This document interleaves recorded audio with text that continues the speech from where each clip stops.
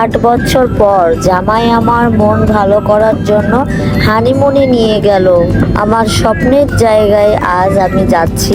বছরের শুরুটাই হচ্ছে ঘোরাফেরা দিয়ে, সব সময় যেন এভাবেই ঘুরতে পারি।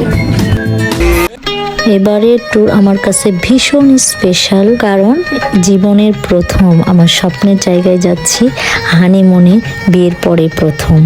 তার মধ্যে আমার ছোট ভাই আমাদের সঙ্গে আছে, আমার ননদ আছে, ননদের জামাই আছে। তাই ভীষণ ভীষণ স্পেশাল এবারের ট্যুর। অনেক মজা করবো। জীবনের প্রথম এত লং জার্নি। আমার 2 বেবি আছে সাথে, সাগর দেখবো, আকাশ দেখবো, কত কিছুই না দেখবো একসঙ্গে। আমার বরের সাথে আমার ছোট ভাই থাকবে, আমার ছেলে মেয়ে থাকবে, সাথে আমার ননদের জামাই, সবাই মিলে। এটা ভেবে আমার অনেক ভালো লাগছিল। হয়ে যাবো, তাই প্রচুর শপিং করেছি। এক লাগেজ অলরেডি গোছানো হয়ে গেছে, আরেক লাগেজ গোছাচ্ছি। যাওয়ার টাইমে অবশ্যই অনেক ঠান্ডা, তাই ঠান্ডার কাপড় নিতে গিয়ে আমাদের একদম লাগেজ ভর্তি হয়ে গেছে। যেখানে যাচ্ছে সেখানে অত ঠান্ডা না। আমরা ট্রেনে যাব ঢাকাতে, সেই জন্য রেস্ট রুমে এসে রেস্ট নিচ্ছি।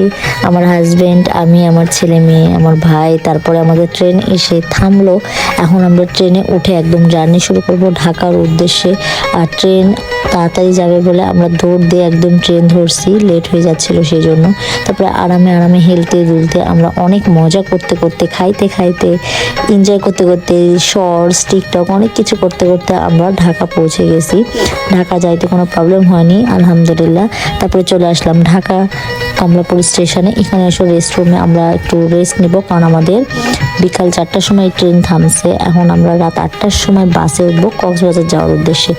সেই জন্য আমরা এখানে এসে রেস্ট নেব। তাই আমরা গাড়ি থেকে নেমে ব্যাগপত্র বিশ্রাম রুমে রেখে আমরা চলে আসলাম ঢাকার। এখানে স্পেশাল একটা হোটেল আছে এখানে খাইতে, যেখানে আমার বর অনেক পছন্দ করে, ঢাকা আসলেই এখানে খায়।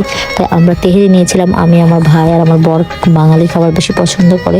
সে মাছ ভর্তা এগুলো দিয়েই খেয়েছে।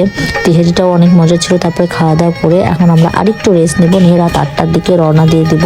এখন আমরা সবাই মিলে রওনা দিয়ে দিব কক্সবাজারের উদ্দেশ্যে। নেক্সটে দেখাবো সুন্দর সুন্দর আরো ব্লগ, সঙ্গে থাকবে।